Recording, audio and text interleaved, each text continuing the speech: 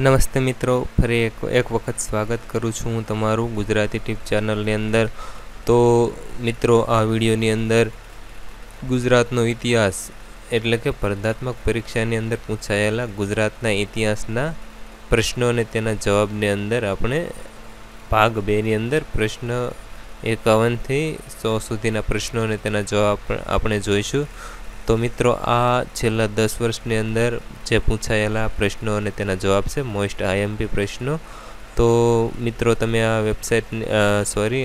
ચેનલની અંદર નવા હોય તો તમે અમારી ચેનલને જરૂરથી સબસ્ક્રાઈબ કરી લો અને સાથે આપેલું બેલ આઇકન છે જરૂર દબાવો, જેથી કરીને અમે નવા વિડીયો અપલોડ કરીએ કે તરત જ તમને નોટિફિકેશન દ્વારા છે મેસેજ મળી રહે.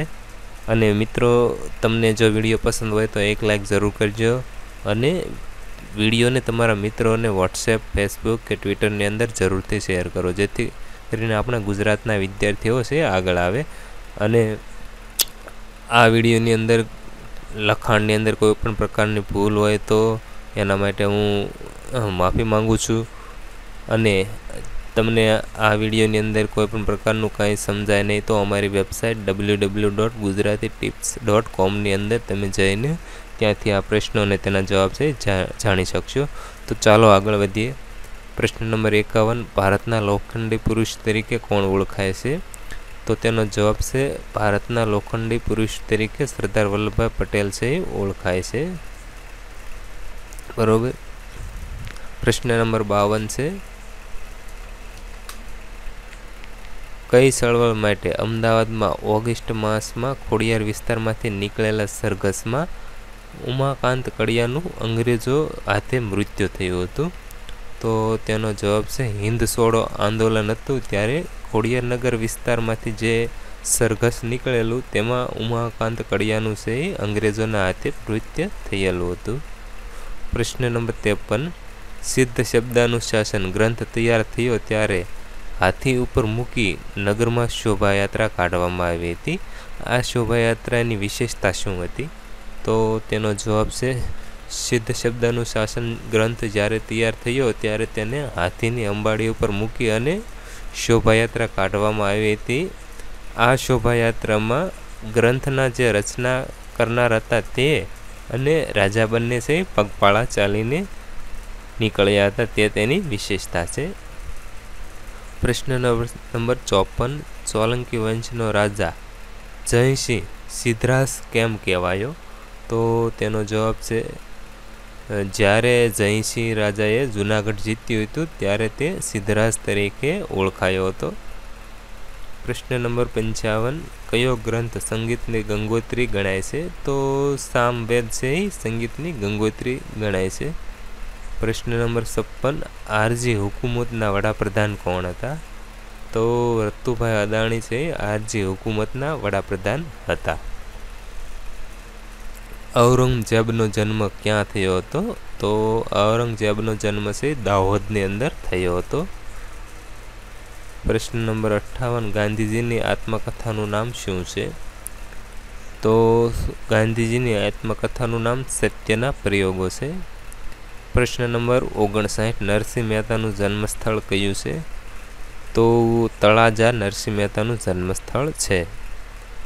પ્રશ્ન નંબર 60, રવિશંકર રાવળનું નામ કયા ક્ષેત્રમાં જાણીતું છે?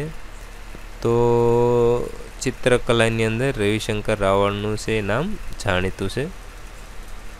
પ્રશ્ન નંબર 61, ઈસવીસન 1877માં અમદાવાદમાં સ્વદેશી ઉદ્યોગ વર્ધક મંડળની સ્થાપના કોણે કરી હતી? તો તેનો જવાબ છે ઈસવીસન 1877માં અમદાવાદમાં સ્વદેશી ઉદ્યોગ વર્ધક મંડળની સ્થાપના અંબાલાલ સાકરલાલ પટેલે કરી હતી. પ્રશ્ન નંબર 62, વડોદરા ટેટનું મુંબઈ રાજ્યમાં વિલીનીકરણ થયું તે સમયે વડોદરા ટેટના વડા કોણ હતા? તો તેનો જવાબ છે સર પ્રતાપસિંહ વડોદરા ટેટના વડા હતા. પ્રશ્ન નંબર 63, મહાગુજરાત આંદોલનના પ્રણેતા કોણ હતા? તો તેનો જવાબ છે ઇન્દુલાલ યાજ્ઞિક મહાગુજરાત આંદોલનના જે પ્રણેતા હતા. પ્રશ્ન નંબર 64, નવનિર્માણ આંદોલન કયા હેતુથી કરવામાં આવ્યું હતું? તો મોંઘવારી હટાવવા માટે નવનિર્માણ આંદોલન છે કરવામાં આવ્યું હતું. પ્રશ્ન નંબર 65, વિધાનસભામાં પ્રથમ અધ્યક્ષ કોણ હતા? તો તેનો જવાબ છે શ્રી કલ્યાણજી મહેતા છે પ્રથમ વિધાનસભાના છે અધ્યક્ષ હતા. પ્રશ્ન નંબર 67, ગુજરાતમાં ક્રાંતિ તીર્થ સાથે કોનું નામ સંકળાયેલું છે? તો જવાબ છે શ્યામજી કૃષ્ણ વર્માનું નામ ગુજરાતમાં ક્રાંતિ તીર્થ સાથે સંકળાયેલું છે. પ્રશ્ન નંબર 67, ધોળાવીરામાંથી પ્રાપ્ત થયેલ શીલ શેના બનેલા હતા? તો તેનો જવાબ છે ધોળાવીરામાંથી પ્રાપ્ત થયેલ શીલ પકવેલી માટીના બનેલા હતા. પ્રશ્ન નંબર 68, ગુજરાતનો સૌથી વધુ ભાતીગળ અને લોકમેળો કયો પ્રસિદ્ધ છે? તો તેનો જવાબ છે તરણેતરનો જે મેળો છે એ ભાતીગળ લોકમેળો તરીકે પ્રસિદ્ધ છે. પ્રશ્ન નંબર 69, પુરાતન અવશેષ તરીકે જાણીતું પોળો ક્યાં આવેલું છે? તો તેનો જવાબ છે પુરાતન અવશેષ તરીકે જાણીતું પોળો છે સાબરકાંઠા જિલ્લાની અંદર છે આવેલું છે. પ્રશ્ન નંબર 70, ગુજરાતમાં પહેલી કાપડની મિલ ક્યારે શરૂ થઈ હતી?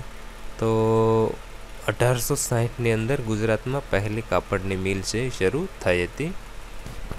પ્રશ્ન નંબર 71, શ્રી અરવિંદ ઘોષ ભવાની મંદિર નામના પુસ્તકમાં ક્રાંતિની યોજના લખેલી જે કયા સામાયિકમાં છપાઈ હતી?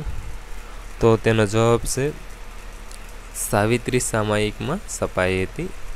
પ્રશ્ન નંબર 72, હડપ્પીય સંસ્કૃતિના મુખ્ય નગરો પૈકી કયા નગરમાં અવશેષો હાલ ભારતની અંદર નથી? તો મોહેન્જો-દડો નામનું જે નગર છે તેના અવશેષો હાલ ભારતની અંદર નથી. પ્રશ્ન નંબર 73, બારડોલી સત્યાગ્રહનું સંચાર કેન્દ્ર કયા આશ્રમથી સરદાર પટેલે કરેલું? તો તેનો જવાબ છે સ્વરાજ આશ્રમેથી બારડોલી સત્યાગ્રહનું સંચાર કેન્દ્ર છે સરદાર પટેલે કરેલું. પ્રશ્ન નંબર 74, મોહેન્જો-દડોની આગવી વિશેષતા કઈ છે? તો તેનો જવાબ છે મોહેન્જો-દડોની જે આગવી વિશેષતાઓ છે તેના રસ્તાઓ છે. પ્રશ્ન નંબર 75, દક્ષિણ ગુજરાતનું મહત્વનું સાંસ્કૃતિક નગર કયું છે? તો દાંડી છે એ દક્ષિણ ગુજરાતનું મહત્વનું સાંસ્કૃતિક નગર છે. પ્રશ્ન નંબર 76, ગોપ ગુંથનદાસ કયા સમાજનું લોકનૃત્ય છે? તો તેનો જવાબ છે ગોપ ગુંથનદાસ સૌરાષ્ટ્રના કોળી કણબી સમાજના લોકોનું લોકનૃત્ય છે. પ્રશ્ન નંબર 77, અમદાવાદમાં દર વર્ષે શિયાળામાં યોજાતો સપ્તક મહોત્સવ કઈ બાબત સાથે સંકળાયેલો છે? તો જવાબ છે શાસ્ત્રીય સંગીત સાથે સંકળાયેલો છે. પ્રશ્ન નંબર 78, 1 મે 1960ના રોજ ગુજરાત અલગ થયું ત્યારે રાજ્યને કેટલા જિલ્લામાં વહેંચવામાં આવ્યું હતું? તો રાજ્યને 17 જિલ્લાની અંદર છે વહેંચવામાં આવ્યું હતું. પ્રશ્ન નંબર 79, ગુજરાતમાં પ્રથમ વખત રાષ્ટ્રપતિ શાસન કયા વર્ષમાં લગાયું હતું? તો તેનો જવાબ છે ગુજરાતમાં પ્રથમ વખત રાષ્ટ્રપતિ શાસન 1971ની અંદર છે લગાવવામાં આવ્યું હતું. પ્રશ્ન નંબર 80, મહાગુજરાત ચળવળના પરિણેતા ઇન્દુલાલ યાજ્ઞિકનો જન્મ ક્યાં થયો હતો? તો તેનો જવાબ છે નડિયાદની અંદર થયો હતો. પ્રશ્ન નંબર 81, ગુજરાતના મુખ્યમંત્રી બળવંતરાય મહેતાનું વિમાન તોડી પાડવાની ઘટના કઈ સાલની અંદર બની હતી? તો ઈસવીસન 1965ની અંદર બળવંતરાય મહેતાનું વિમાન તોડી પાડવાની ઘટના છે બનેલી હતી. પ્રશ્ન નંબર 82, ગુજરાતનો સર્વશ્રેષ્ઠ નૌકા સેનાપતિ મીર બહાર એટલે કે મલેક અયાજ સુલતાન કોના સમયમાં નૌકા સેનાપતિ હતો? તો તેનો જવાબ છે બહાદુર શાહના સમયની અંદર નૌકા સેનાપતિ હતો.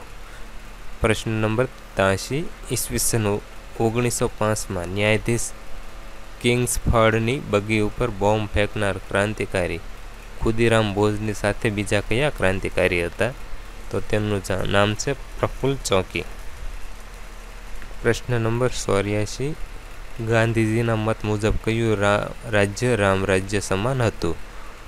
તો ગાંધીજીના મત પ્રમાણે વડોદરા રાજ્ય છે રામ રાજ્ય તરીકે હતું, બરાબર। પ્રશ્ન નંબર 85, રાષ્ટ્રીય ચેતના લાવવા ગુજરાતમાં સ્થાપાયેલ સંસ્થા ગુજરાત રાજકીય પરિષદની સ્થાપના ક્યારે થઈ હતી? તો તેનો જવાબ છે ઈસવીસન 1884ની અંદર અમદાવાદમાં છે ગુજરાત રાજકીય પરિષદની સ્થાપના કરવામાં આવી હતી। પ્રશ્ન નંબર 86, ગુજરાતનું પ્રથમ પ્રધાનમંડળ કયા સ્થળે રચવામાં આવ્યું હતું? તો જવાબ છે સાબરમતી આશ્રમે ગુજરાતનું પ્રથમ પ્રધાનમંડળ રચવામાં આવ્યું હતું। પ્રશ્ન નંબર 87, મહારાષ્ટ્રથી અલગ થયા પછી ગુજરાતની પ્રથમ વિધાનસભા ક્યાં બેસતી હતી? તો તેનો જવાબ છે મહારાષ્ટ્રથી જ્યારે ગુજરાત અલગ થયું ત્યારે તેની પ્રથમ વિધાનસભા સિવિલ હોસ્પિટલ અમદાવાદની અંદર બેસાડી હતી। પ્રશ્ન નંબર 88, ભરૂચમાં રહેનાર પ્રથમ ગ્રીક નાવિક કોણ હતા? તો તેનો જવાબ છે ભરૂચની અંદર રહેનારા પ્રથમ ગ્રીક નાવિક પેરિપ્લસ હતા। પ્રશ્ન નંબર 89, ગુજરાતમાં અશોકના શિલાલેખ કયા જિલ્લામાં આવેલા છે? તો તેનો જવાબ છે જૂનાગઢ જિલ્લાની અંદર અશોકના શિલાલેખ છે આવેલા છે, ખુદ જૂનાગઢની અંદર। પ્રશ્ન નંબર 90, મહાત્મા ગાંધી સાથે કયું સ્થળ સંકળાયેલું છે? તો કરમસદ છે મહાત્મા ગાંધી સાથે સંકળાયેલું છે। પ્રશ્ન નંબર 91, ગુજરાતી મહિનાના પ્રમાણે તરણેતરનો મેળો કયા મહિનામાં ભરાય છે? તો ગુજરાતી મહિના પ્રમાણે ભાદરવાની અંદર છે તરણેતરનો મેળો છે ભરાય છે। પ્રશ્ન નંબર 92, સિંધુ સંસ્કૃતિના શહેરોમાંથી કયું શહેર પાણીની વ્યવસ્થા માટે જાણીતું છે? તો સિંધુ સંસ્કૃતિના શહેરો પ્રમાણે લોથલ શહેર છે જે પાણીની વ્યવસ્થા માટે જાણીતું છે। પ્રશ્ન નંબર 93, અભયઘાટ કોની સમાધિ સ્થળ છે? તો મોરારજી દેસાઈનું સમાધિ સ્થળ અભયઘાટ તરીકે ઓળખાય છે। પ્રશ્ન નંબર 94, દાંડીકૂચ કયા સત્યાગ્રહનો ભાગ હતો? તો દાંડીકૂચ ધરાસણા સત્યાગ્રહનો છે ભાગ હતો। પ્રશ્ન નંબર 95, રાણકી વાવ કયા જિલ્લાની અંદર આવેલી છે? તો જવાબ છે પાટણ જિલ્લામાં આવેલી છે રાણકી વાવ। પ્રશ્ન નંબર 96, ગાંધીજીએ દાંડીકૂચ સત્યાગ્રહ ક્યારે અને કેટલા સત્યાગ્રહી સાથે કર્યો હતો? તો જવાબ છે 12 માર્ચ 1930માં 78 સત્યાગ્રહીઓ સાથે ગાંધીજીએ દાંડીકૂચ સત્યાગ્રહ શરૂ કર્યો હતો। પ્રશ્ન નંબર 97, સિદ્ધરાજ જયસિંહનો જન્મ ક્યાં થયો હતો? તો જવાબ છે સિદ્ધરાજ જયસિંહનો જન્મ પાલનપુરની અંદર થયો હતો। પ્રશ્ન નંબર 89, ગુજરાતના કયા ક્રાંતિવીર ડુંગળીચોર તરીકે ઓળખાય છે? તો જવાબ છે મોહનલાલ પંડ્યા ડુંગળીચોર તરીકે ઓળખાય છે। પ્રશ્ન નંબર 99, રૂડાની વાવ કયા જિલ્લામાં આવેલી છે? તો રૂડાની વાવ છે ગાંધીનગર જિલ્લાની અંદર આવેલી છે। પ્રશ્ન નંબર 100, વિનોદ કિનારીવાલા હિંદ છોડો આંદોલનમાં કઈ તારીખે શહીદ થયા હતા? તો વિનોદ કિનારીવાલા હિંદ છોડો આંદોલનમાં 9 ઓગસ્ટ 1942ની અંદર છે શહીદ થયા હતા। તો મિત્રો આ હતા ગુજરાતનો ઇતિહાસ સ્પર્ધાત્મક પરીક્ષાની અંદર પૂછાયેલા મોસ્ટ આઈએમપી પ્રશ્નો અને તેના જવાબો છેલ્લા 10 વર્ષની અંદર છે પૂછાયેલા હતા। હવે આગળના વિડીયોની અંદર આપણે 101થી આગળના પ્રશ્નો અને તેના જવાબ છે જાણીશું। તો મિત્રો હજુ સુધી તમે અમારી ચેનલને સબસ્ક્રાઈબ ન કરી હોય તો જરૂરથી સબસ્ક્રાઈબ કરી બેલ આઇકન જરૂર દબાવો તથા તમારા મિત્રોને વોટ્સએપ, ફેસબુક, ટ્વિટર કે અન્ય સોશિયલ મીડિયામાં શેર જરૂર કરો તથા અમારી જે વેબસાઇટ છે www.gujaratitips.comની મુલાકાત જરૂર લો। Thank you. સબસ્ક્રાઈબ કરો ગુજરાતી ટીપ યુટ્યુબ ચેનલ અને સાથે બેલ આઇકન દબાવી ઓકે કરો। નાચન લાગ્યો